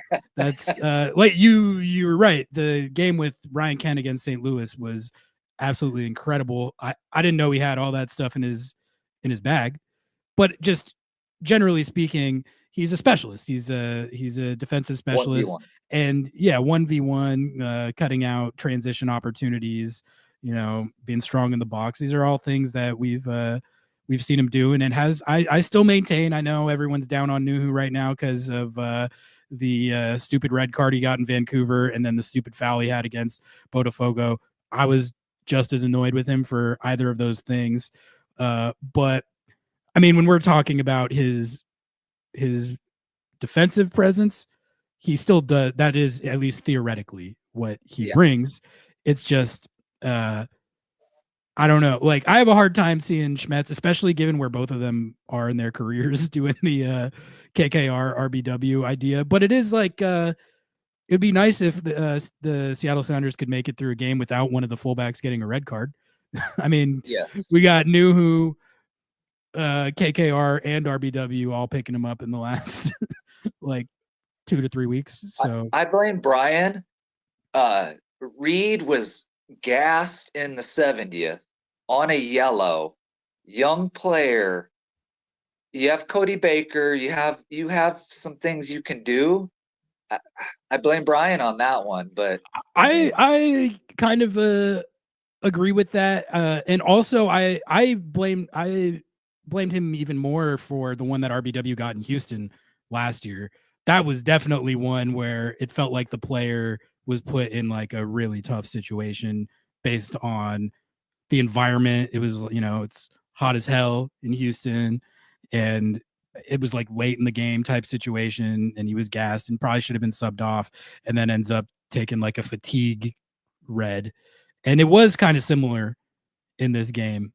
So I think it's a good point. Like you got to protect your young players from themselves sometimes. So yeah, I don't know, what were we talking about? Nuhu fullbacks. We got on the RBW tangent. it just Nuhu just becoming a center back, and I forget what game it was. But Kent had the ball out wide, and he literally was waving Nuhu up, like, Nuhu, come on, like, dude, I've got 2 guys on me, please, Nuhu is just standing there like midfield going, nah, I'm staying back here. I'm like, Yeah. dude, Maybe he didn't want to get in trouble. I don't know. yeah, I don't know what who knows what the tactics were at the time, but Kent's like, yeah, up, come on, come up with me. So let's keep Nuhu, maybe center back, maybe sell him. I don't know, depending on what they think of Reed going forward. I know Brian is a big Reed guy, so we'll see. He is. I got one more question for you. I know we're both Obed lovers. Yep. The summer transfer is coming up. It's July 27th, right? Something like that. Yeah. It might be 24th. Okay. Do you watch any of the Dutch Eredivisie by chance? Not really, no. Okay. I think it's just the perfect league for him. And like, if he could get over there in like a top 6 team, Feyenoord or maybe the PSV is maybe too big of a team, but maybe just one step lower than that. They have such good coaching, and their games are so awesome to watch. They are, yeah. It's like very high charged, like end to end soccer. Yeah, it's like the Premier League, but just like a step lower. You know what I mean? That's why Premier League teams get a lot of players from the Eredivisie, and they kind of come in and do well. It's just a fun league. I think he would do really well, and I just think we need to move him on. What do you think about that? I think it's happening, and I think I hadn't thought about the Eredivisie as much for him, but I think it's not a bad shout from the standpoint of like that could be a place where he could go and play. Like the worry if you go to like I don't think there's much talk of him going to the Prem, but even the Bundesliga or La Liga, which are 2 leagues that I've been saying that I like for him, those are just really hard leagues to break in as a 19-year-old coming on a transfer from MLS. We've seen a lot of the guys I was looking at on the homegrown list earlier are guys that got moved on to Europe and then just like Caleb Wiley right now. They sold him to Chelsea and he's getting loaned out and not playing. So there is like Obed needs to play. I was talking to Christian Roldan about that actually when I was interviewing him for the Obed story that I wrote, and he was saying like the key thing when wherever he does go is it needs to be somewhere where he's not going to bench ride, where he's going to play. Eredivisie, that could be a good middle ground of like a really high level where he'll actually have a meaningful chance to get a role and actually play real minutes. What I just like about the Bundesliga and La Liga idea is for a player of his technical gifts, that's the kind of type of player that can thrive in those leagues. And I can just see him if someone gave him a chance in a league like that. It fits his style and player profile really well. But I like your take from the standpoint of just a place where he'll Right. actually get a real opportunity, and the level will be high level Yeah. coaching. He'll Yeah. he'll be able to develop. It's It's a good idea. I'm just curious at this point, like what the bag is that they're going to get for him, because I don't how many Eredivisie clubs are going to be willing to pay $10+ million if that's what they're asking for him. Which, as I understand it, that is what they're asking for him. Yeah, someone in the top 4 or 5 that are someone that like a Feyenoord that's in Champions League, or one of the teams that are in Europa League, or the what's the one below Europa League, the Conference League. Those teams will have the money, so what you're thinking, 10 mil? That's what I've been saying, and that's what Tigres reportedly offered for him, but he doesn't want to go to Liga MX, so that apparently wasn't happening. But no, I think they are within full rights, especially after the Club World Cup, to ask for 10+. But I'm biased. So 10, you're probably looking more, maybe more of a Bundesliga team than with the 10. If not the top like 5-6 teams in Eredivisie. Yeah, and like who knows, maybe maybe a Dutch club would shell something out like that for him, but that's it's just TBD. Yep. All right, well, thanks for having me on. That's all I had, man. Yeah, absolutely. A pleasure as always, Danzig. Thanks for being the first caller, and take care. We'll talk soon. All right, thanks, bud. Bye. See ya. Thanks to Danzig for hopping on there. Disc Golfer, I see you in chat. If you want to hop on, I know you're a previous caller. I'm going to drop the link in chat right now for again, for anyone else who wants to hop on. If you got any takes, discourse, or anything at all that you wanted to get to, feel free to hop on. I'm going to try and find this Doyle column that I was talking about, because it was cool, and he explained it way better than I was just explaining it right there. So just give me 1 second. I know where it is. I just have to find it. Okay, here it is.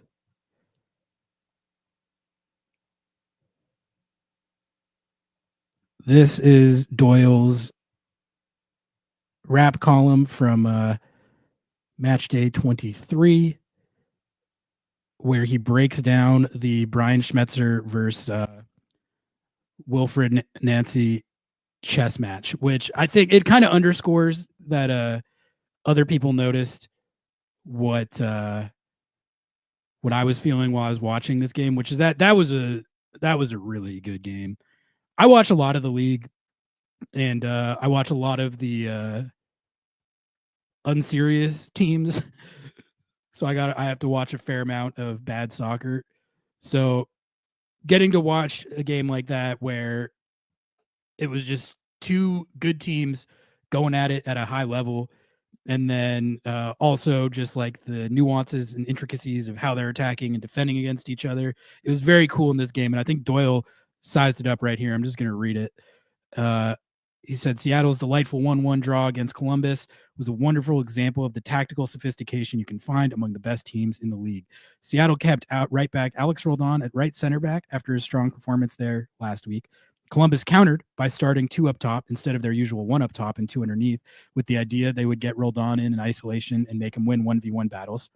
Sounders countered after half an hour by pushing right back Kalani Kosarienzi up further and sliding left back Nuhu Tolo inside to form a more static back 3, which outnumbered the Crew's front 2. Crew head coach Wilfred Nancy then adjusted by bringing the team back into their typical fluid 3-4-2-1 set. All of this was happening within the context of ever-shifting midfield matchups, as well as the teams traded control of the match throughout the full 90 and beyond. The draw was probably the right result in the end, though Seattle had most of the better chances. So yeah, that's he nutshells it right there better than I was earlier. But I just love stuff like that. And one of the things that it kind of underscored to me is that Schmetz is nicer with the tactics, I think, sometimes than people give him credit for. Schmetz's reputation is as a coach who's been like a beneficiary of being in one of the best situations in the league in terms of the rosters he's typically given. And there's this perception that he's more man manager than tactician, which I think is true. He is not necessarily known as a genius tactician in the way that Wilfred Nancy is. But you see in this game right here, these are the coaching chess matches. This was Schmetzer's test that of the test that he has to do on a given week going up against the opposing coach. This is the hardest test in MLS right now for an MLS coach, is going up against a Wilfred Nancy coach side, I think, with just how their system is set up and their personnel and how they execute his game plans. And their system is super complex. So having to defend that, match up against that, it's a measuring stick for your players, but it's also a measuring stick for the coach. And so kind of seeing how the teams were shifting up the formations in the game and the positions and sliding Nuhu over, moving KKR up, the crew initially going into it with the 2 forward setup and trying to take advantage of Alex Roldan, the adjustments and counter adjustments. It's just good stuff. It's all good, disc golfer. I know you'll hop back on at some point, but appreciate you viewing and tuning in as always. Appreciate all you guys for I always say it, but the Under the Lights crew, these are the real ones. These are the sickos. These are the ones that tune in for stuff like going through the entire list of MLS homegrown players. All right, we got Hunch in the queue. Always a pleasure to chat with Hunch. I'm going to bring him onto the stage right now. Hunch, what's going on, man? Can you hear me? Yeah, you got me? Yeah, I got you. What's on your mind? Sporting KC week. One sec. I lost my audio with you. Oh, can you hear me? No. Okay. I'm going to take you off the stage real quick, and then I would tap out and then try and tap back in. Sometimes that works. Classic tech difficulties on Lobbing Scorchers. It wouldn't be an episode. While we wait for Hunch to hopefully tap back in, Hunch, I'm going to wait for you to drop out of the yeah, there you go. Okay. And then when you come back in, I'll try and bring you back on. One thing that Danzig and I were talking about, which I meant to bring up from Schmetzer's sound, was that Ymar is making the trip, which, God, that's great to hear, isn't it? Isn't that just fantastic? You might need him in a game like this. Again, you don't know what's going to happen in these games. It could be the full Nelson. It could be the suplex. It could be the rock bottom. The Rock might be tweeting about you. So a big physical presence like Ymar, it's important. All right, Hunch, I'm going to try and bring you back on and see if you got me this time. Can you hear me? Yeah, I was switching my audio devices and I was taking off speakers so I didn't get the feedback, and it went sideways. Oh, okay, you're good. Yeah. Now. Sporting KC week, match day 24, after a 1-1 draw with the Columbus Crew. How are you feeling? Not too bad. Obviously, first time. Well, I believe this is first time without Vermees that we're facing them, if that's right. Yeah. But it's never easy there. I mean, there have been times when they were on, like, I don't know, some kind of winless 11 loss or 11 streak, and we go there and then, well, they don't have Russell anymore, but it just thank God they don't. I got so sick of that guy. Him and who was the other one? Remember the era when it was like Fellhaber and Beasler and Graham Zusi, and Johnny Russell. Those teams were good, and they would give Seattle hell. Well, we would clamp down up top, and then Zusi would just send it over the top, out of the back, and it's just like, well, okay, what are we doing? We just set the table for him, basically.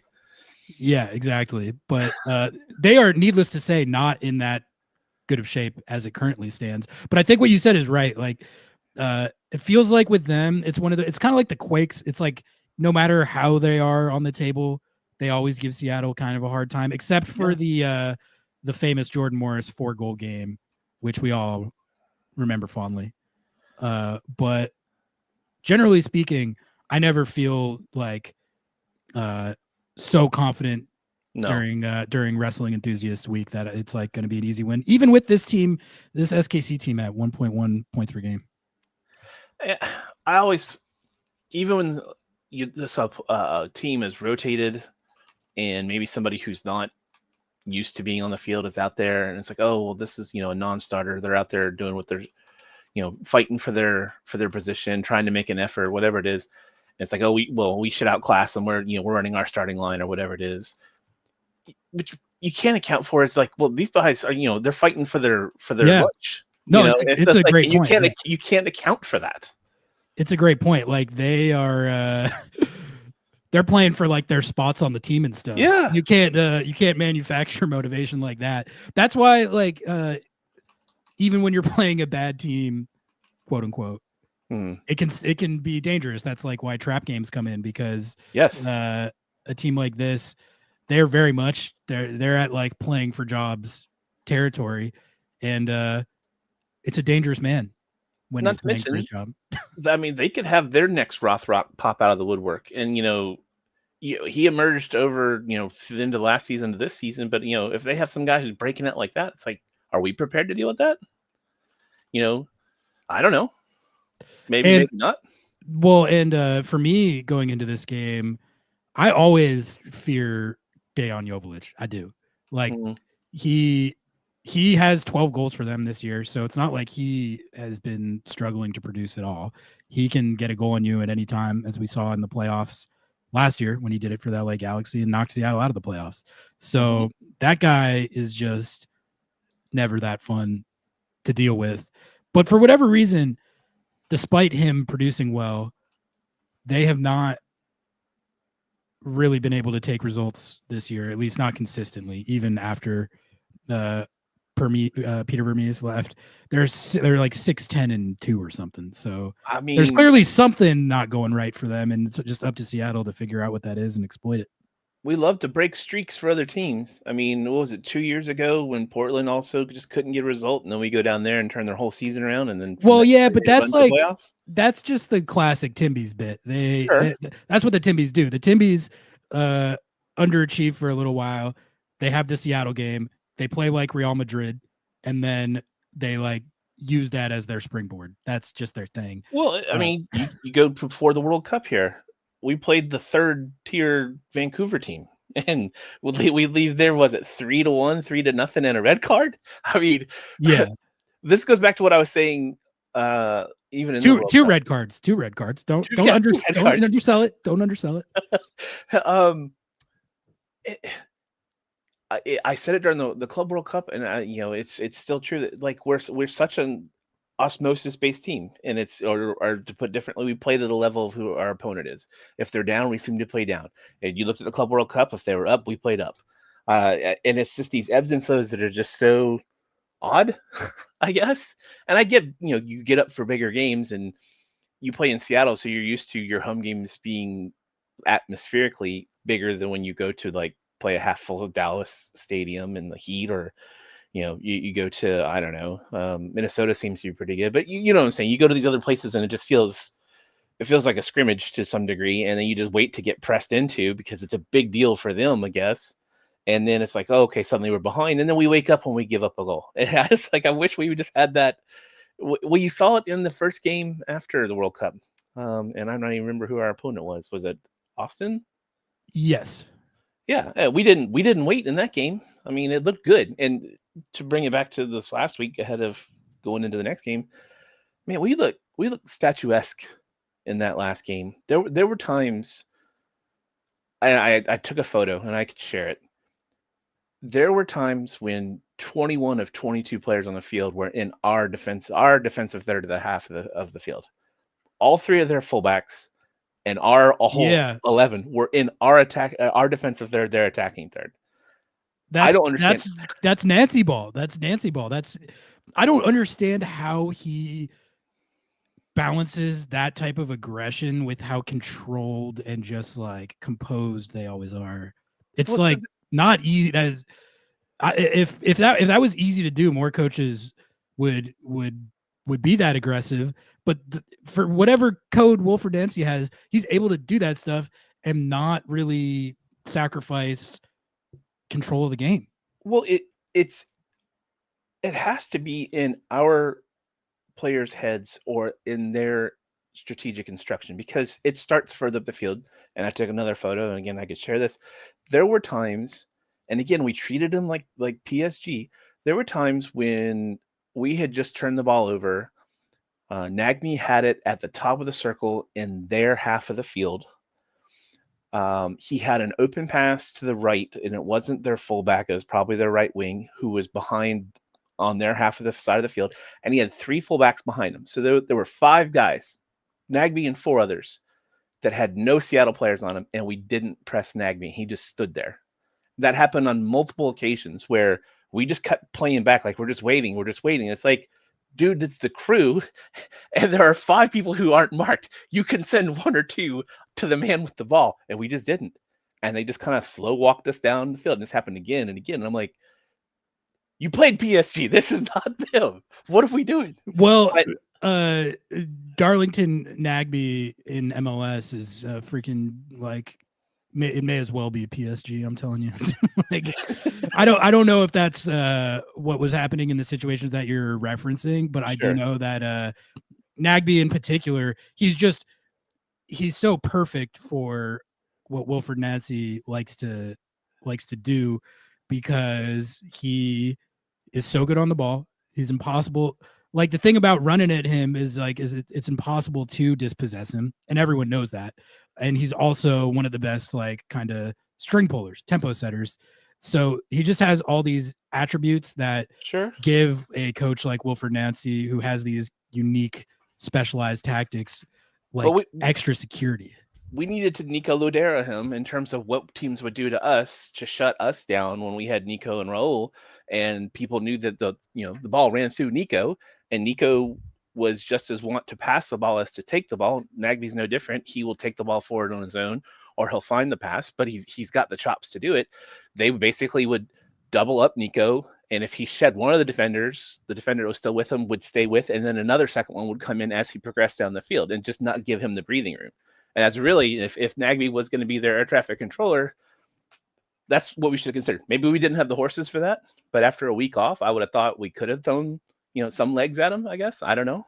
But I'm not taking anything from the crew, but we played scared, in my opinion. And I couldn't understand it in terms of, especially coming off the last, which was, I guess, Austin before that, where we looked pretty good, I thought.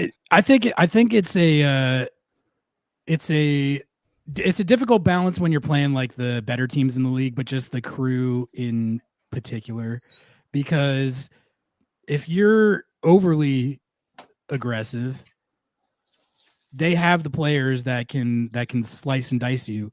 Yeah, exactly like we saw on the goal that they scored.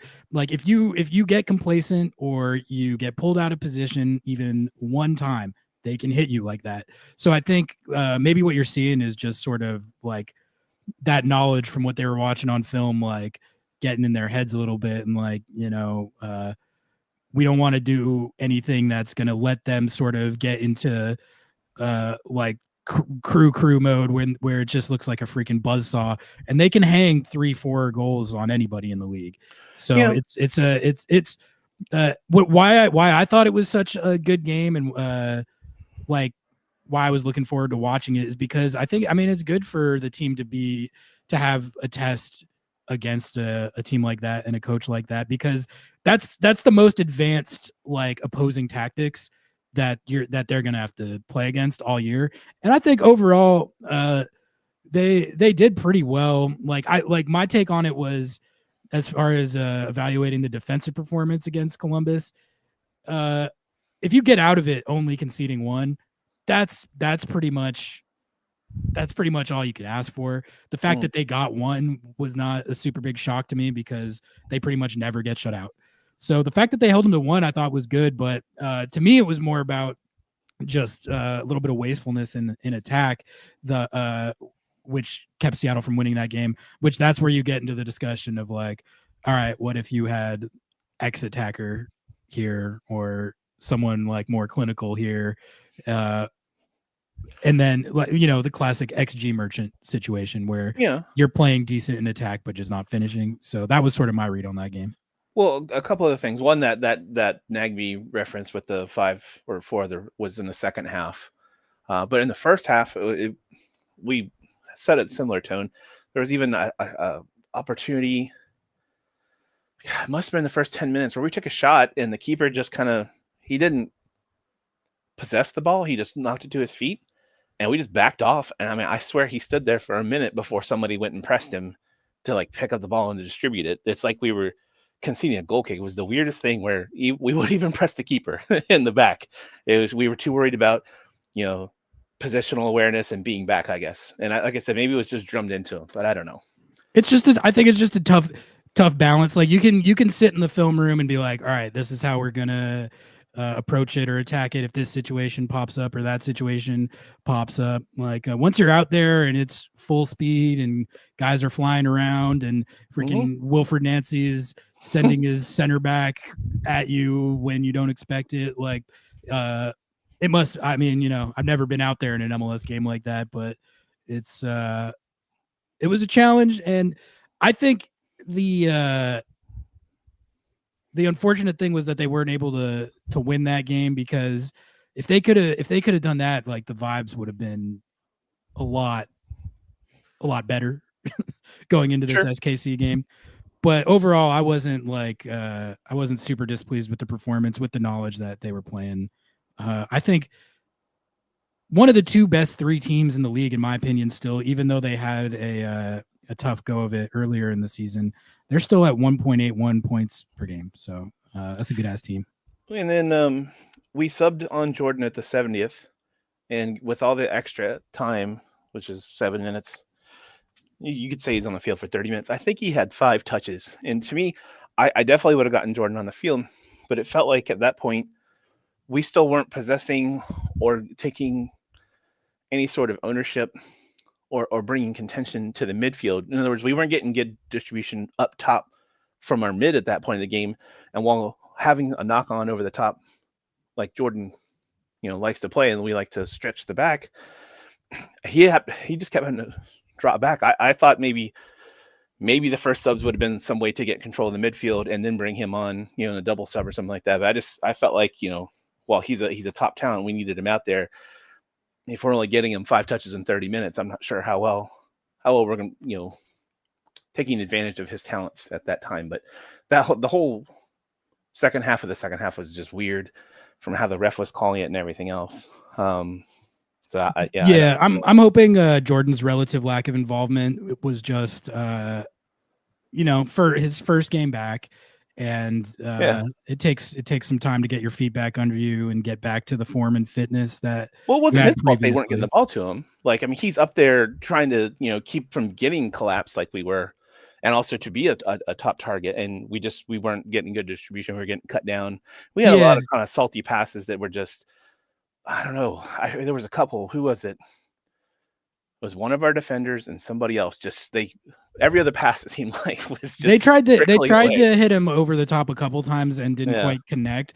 But I was just happy to see him out there making those. Oh yeah. Because I think it's gonna be great to have that back as a part of the offense.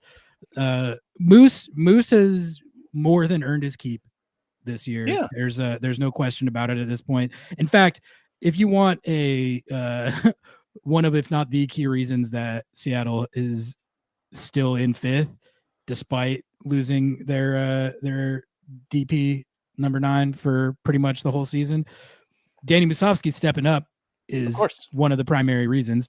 But Jordan just brings a different type of physical profile and skill set that adds. It's more like multifaceted in terms of how he can stretch the field, make runs in behind, and I'm excited that he's back and hopefully is going to stay healthy here, because he and Rusnak showed really good chemistry in that way last year, especially during that midseason stretch where they were absolutely cooking. So hopefully they can get back to that. What better place than Children's Mercy Park, the same place where Jordan Morris once scored 4 goals in a game.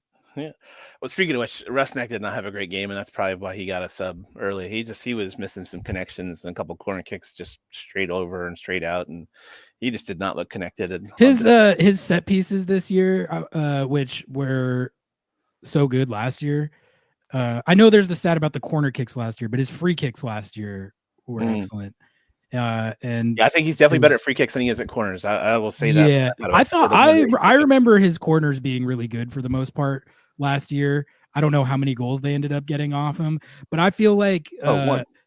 Oh, okay, yeah, so one. But like as far as like accuracy and putting him in dangerous areas, that's all you can do. And I remember him being pretty good at that last year, even if they only got the 1 goal. But to me, that's like a variance thing. Like if you put them in the correct dangerous areas enough times, and you run your set pieces well, you should, in theory, see some goals out of that. But maybe some years you just don't for luck reasons or whatever. But this year the delivery hasn't been there as much. Ideally, signaling, which on any given game, 1 versus 2 hands could mean 2 different things: long, short, front, whatever. Just the number of times where we'll see one of those and just nobody is in the position where that ball comes down, whether it be far post, whether it be top of the box, whatever it is. And it's just, those are frustrating to watch when it just sails over everyone and you're like, all right, that was theoretically a spot in the game where if it lands someplace where there is anybody, and it's like he's telling you where he's going to put it. Why is there not a player there to receive it, like within 5 or 10 yards? Like everybody was in front post or top of the box and the ball lands back post. There was at least one to me there. It looked like he mishit it. Like, and that can happen. That can happen. I'm just saying, it's just like that disconnect is a bit squirrely. Obviously the ending that sucked. I was screaming at the ref to cancel or call the game because that full 7 minutes had gone or whatever. But yeah, I will say this: right when they were loading Frei up, and I don't know if he gave a thumbs up, I was too far away or anything to see that, but the ECS was leading a chant, and they kept going until he was gone, and it was like banging the drum and clapping your hands. I will say the far corner where you could see all the yellow Columbus crew were participating in the chant. So credit to them. That's awesome. I thought the whole way that that Wilfred Nancy and their players handled it couldn't have been classier. And I think everyone can appreciate that, because Wilfred Nancy, he made the common sense call that I think most people would make, but he still had to make it. There's some coaches who would have been like, no, we're going to take the corner kick. We're going to finish the game, So credit that he didn't do anything stupid like that. And he was very, he did the right thing, said all the right things about it. And then their players were a few of them commented on Seattle and MLS's Instagram posts, sending their best wishes and stuff. So I got nothing negative to say about the Columbus crew. They handled that great, and I'm even willing to squash the great backup goalkeeper beef of 2024 over that, because I think that's in the past. Water under the bridge. You talking about the body slam? That's Sporting KC. Okay. I'm talking about when they didn't put a backup goalkeeper. Oh, right. And their guys got red carded or whatever. It was a lot. That banter with the crew fan base was it was a little rowdy, but it was a lot chiller than the discourse with the wrestling enthusiasts after that match. I didn't really keep my cool on that one. I didn't have the show yet back then. That would have gone crazy. Well, so here's the other thing I'll say though about that, and then back to this ref or whatever. He shouldn't have put Wilfred in that position, because Wilfred, if he's ask him, do you care if we cancel the game? Even if he does, what if they were losing? Would he have said no then? Not to mention now the press would have been all over him making that decision when it's not his decision to make. It's the official. The official guy needs a couple games off. That's what I'll say. It's okay. I'm glad you brought this up, because this was one of my big observations after the match was how poorly the referee handled that situation. And by the way, there was some really bad takes flying around on this whole topic. This was one of those stories that got attention outside of normal MLS media circles and coverage, both because of like the nature of the incident and the injury, and then also the sportsmanship aspect of it. It got picked up in a lot of like national stories. I know that our TikTok, we had a TikTok get Brian Schmetzer thanking Wilfred Nancy that got 430,000 views, and the same Instagram reel got like 130,000 views. So just stuff like people seeing the situation that wouldn't normally see it is what I'm saying. So that invariably leads to some incredibly bad takes. Don't dive into our TikTok comment section. Well, our Instagram had a comment that said soccer has gone soft and woke. So that's the that's the type of stuff that we're talking about. But here's what I'll say about the ref, with the knowledge that I was pretty heavily critical of how he handled the situation after the game. If I'm given the benefit of the doubt of what he could have been thinking in that situation, it could have been something to the effect of like, all right, look, guys, I feel like I have to kind of go by the book here because the stoppage time wasn't over. So I'm gonna have us run this corner kick as a formality.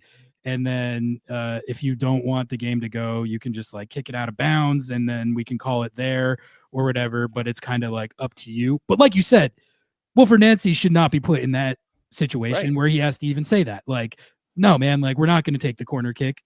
This is done. This is over. He shouldn't have had to do that. But perhaps the referee's intent was not to be like, all right, you have to run this corner kick like a normal corner kick, and then we'll call it, or we have to finish this game by the book. Maybe he was trying to give the option of like, just take it and kick it out of bounds and then I'll call it. I don't know. But either way, if we give the benefit of the doubt and assume that he didn't have any ill intent, I think someone just needs to say, hey man, if a similar situation like that ever pops up again, it's fine. Just use your discretion and just call it. You don't have to like ask the coach if he wants to run the corner kick or not. And hopefully someone imparts that onto the referee. God love him. And and he won't find himself in that situation again, because that just was objectively handled not correctly. Yeah, and I mean, like I said, from when I was watching, we had 7 added minutes, and at 97:10 is when the ball landed out of bounds. So no one would have thought it was unreasonable to say, okay, those were the 7 minutes, we're good. Exactly. That's the thing. Like someone in our YouTube comments were like, well, if it was the 30th minute, they would have finished the game. It's like, yeah, because it's the 30th minute, not the 97th. Well, what are we? He was like, how is that different? You explained how it's different. It's one is the 30th minute, one is the 97th. Right. I don't know. Well, so I mean, other sports and other teams, they will clear the field under something that serious, and they'll give them 15 minutes or whatever, and say, okay, are we gonna suspend this match, or are we gonna go forward? I mean, I watched the show Welcome to Wrexham, and their spoiler alert for anybody, there was an incident in the stands where somebody had like a heart attack and they had to be treated, and they cleared the field. Like, it had nothing to do with any play on the field, and it was actually an away match, and different league, but still, like, something that serious. It's like, okay, everybody's mind just kind of got scrambled here for a second, and I think it was like the 80th minute or something. They brought them all back out, but like, you have mechanisms available to you. Rushing to make a bad decision is not. No one's going to be thankful that, oh, we made a bad decision quickly, as opposed to a good decision slowly. Yeah, no. To me, that situation couldn't have been more clear cut. But it's fine. Like the outcome turned out to be what it needed to be. So I'm sure it'll be referenced in rep schools now. At least it'll come up and it'll say, hey, what do you do in this situation? And I'm sure they'll adopt a policy, but in all honesty, as soon as the cart swaps the ambulance, I'm blowing the whistle. If I'm the ref, I'm like, whatever. Like, we're done. At that point in the game, there's just no question about it. All right, Hunch, I'm coming up on 2 hours, so I'm going to start wrapping it up here. But Thanks for calling in. And if you got me ask any real quick. last thoughts, So we have questions, FKC, and then we're going. Leagues Cup starts what, a week later, or do we have how many something more like MLS that. matches? Not very many. I think maybe another match, but Leagues Cup's coming up.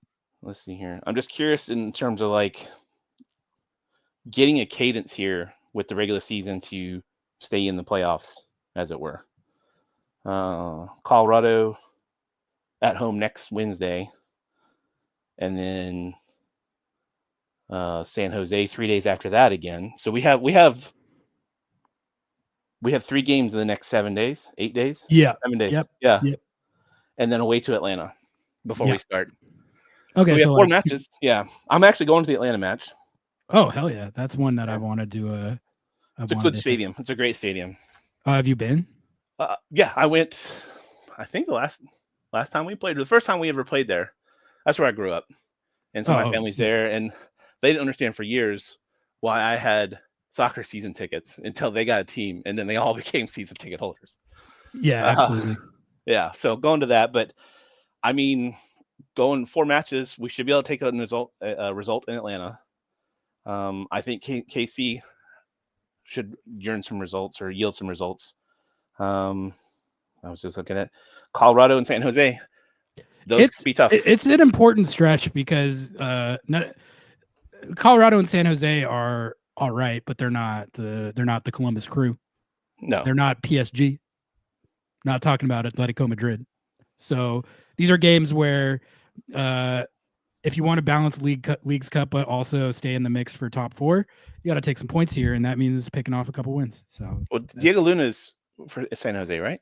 No, he's RSL. He was San Jose Academy. Oh, okay. That's what I was thinking. Never mind then. Then yeah, I mean, I think we take positive results across the board. 2 wins, 2 ties, maybe, but you never know. 2 wins, 3 ties would be. I mean, that'd be fine. That'd be 5 unbeaten. I'm hoping for Atlanta, 3 wins, 2 ties. Yeah, we'll manufacture results. As hopefully we'll see. Starts on Saturday at SKC, who as you mentioned, Hunch, thank God they don't have Johnny Russell. He's now on Real Salt Lake as well, which is weird. I know he was shopping, and I feared for a second we might actually have snagged him. Speaking of which, and I'll leave you on this, I really thought, especially leaving Montreal, I thought for what we could have used that Joseph Martinez would have been a good snag for us in terms of when we, to find somebody to replace Rui and work alongside Jordan. And I'm disappointed that we let him go. I think he is on in San Jose. I thought he would have been a good fit. Joseph, yeah, I remember kind of thinking about that at the time, and he has been doing really well for them this year. The thing about Joseph is, well, there's all the knee injury concerns. Yeah, he had an ACL. He did. He never really looked the same after that ACL. And then there's also he's an eccentric personality. He has been known to flip over tables of chicken and rice in the Atlanta United locker room, as was widely reported. But I think it came from a place of just being a maniacal competitor. That guy wants to win as much as anybody I've ever. He was relentless. He's relentless. He ran. And when things for that reason, but he doesn't really run like that anymore. But he still has got that finishing touch where he was scoring 30+ goals in a season at points for Atlanta United. Mm-hmm. So it would have been a riskier move, I think, at the time than maybe it's turned out to be for San Jose, where by all accounts he's fit in well. He's working with the team. He hasn't flipped over any tables with chicken and rice. So they're doing well this year with the kind of combination of him and Chicho Arango. Yeah, I'm kind of curious if any of that's Arena's doing, or if it's just a matter of finally getting some talent. I think it is a little bit of Arena. I think Bruce Arena is the MLS guru. You put him as the coach of any MLS team and they're going to get at least 50 points. That just seems to be how it works. Which is exactly the kind of thing that concerns me as a trap sort of game with them coming up. It's just that guy knows how to snake bite us. I'll say that. Well, and that team in particular. Yeah, well, I mean, they don't have Lenhart or whoever, the Bash Brothers anymore, so everything has been better since that time. It's funny because the Lenhart thing was like well before my time. Real, so it was I infuriating. don't, like Infuriating. I have none of this like actual context for that. Oh But my whenever God. I've brought up, every time I bring up like the biggest villains, like whether it's Diego Chara or when Zach McMath faked an injury and robbed Danny Leva of a goal, or I mean, there's a lot of Sounders villains over the year. The one that everyone who was around in that era always goes to is fucking Steve Lenhart. Yes. God, I hate that guy. And I'm like, what the? You hate a guy named Steve Lenhart? And everyone's always like, yeah, the absolute worst. He was the kind of guy that like overly physical, and if you got the ball off him and basically were pulling away, he would just kick out your ankles. I mean, I'm not thinking of a specific instance, but it's just that kind of player. And then so his hands up like, what'd I do? And just like him and God, what's the guy that he ended up being a super late sub? The two of them, they were the Bash Brothers as they called them, and then he went down to the Galaxy, I think, for a minute. I can't remember his name. Part of me kind of has to low key respect a guy who can get under an entire fan base's skin to that degree. Oh, it was easy. It was easy with him. Yeah, apparently. I'm gonna have to like go back in the archives on that at some point because I'm so curious because I was never watching those. That was like 2011, 2012, right? Yeah, it was like at least 4 years there. I would say, yeah, 2011 to about 2014, 2015 even. They just sucked. God, they sucked. Well, I was around in 14 and 15. Lenhart was gone by then. Okay. It was definitely right at then. that point it became Wando, but he wasn't like a jerk. He just scored a ton of goals on Seattle. Yeah, and they had Wando then too. It's just he wasn't, there were other players up top that Wando wasn't just as dominant then or just, standing out. Alan Gordon, Derek. Yeah, that's who it was. Gordon. It was Gordon and Lenhart. Jesus. Oh, those guys. Alan Gordon, underrated villain, but pretty good. Yeah, well, he did a great job, especially even later when he was down at the Galaxy or whoever else. Like he was the late sub, and it's how many game winners did he have in like the subbing in the last 10 minutes? Like again and again and again. It's like screw this guy. Yeah. All right. Well, that was a fun trip down down memory lane with the Steve Lenhart discourse. But yeah, I'm gonna start wrapping it up, Hunch. Oh man. So thanks for calling in as always. Always good catching up with you and. Take care. Are you doing a show after this one coming up? I believe so. Yeah, we should be able to road game. I'm going to be working it from here, so hopefully, and barring something unforeseen, we should be able to do one where we like stream the presser and then take calls and all that. So I'll talk to you then. All right, man. Bye. Sounds good. Have a good one. All right. Shout out to Danzig and Hunch Punch for calling in.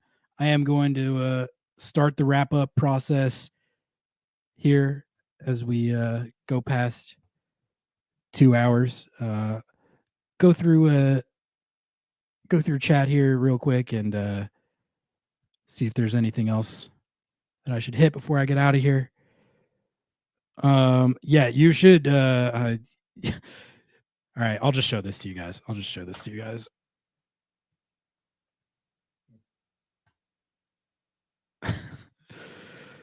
Our TikTok, like I said, our TikTok and our IG reels of the clip from the Schmetzer presser went viral like globally. Like it was kind of crazy, honestly.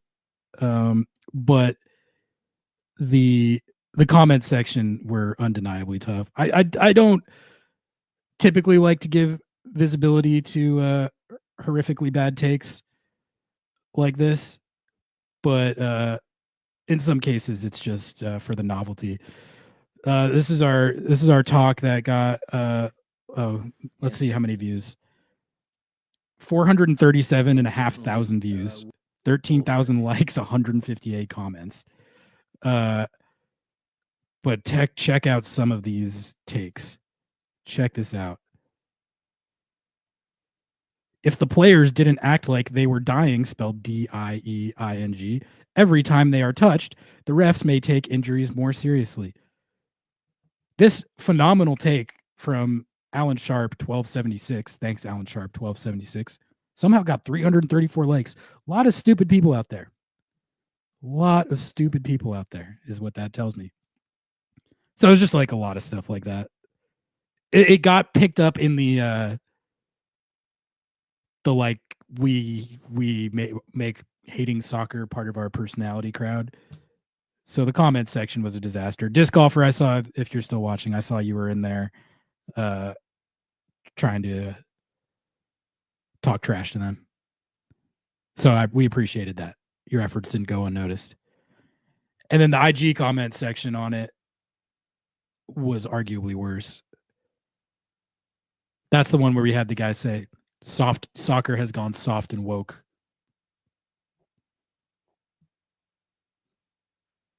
There you have it. Soccer's gone soft and woke, as per the Logging Scorchers Instagram comment section. All right, I'm going to call it right there. Thank you guys, as always, for tuning in. Appreciate you all. Hunch coming in with the $10 super chat to close it out.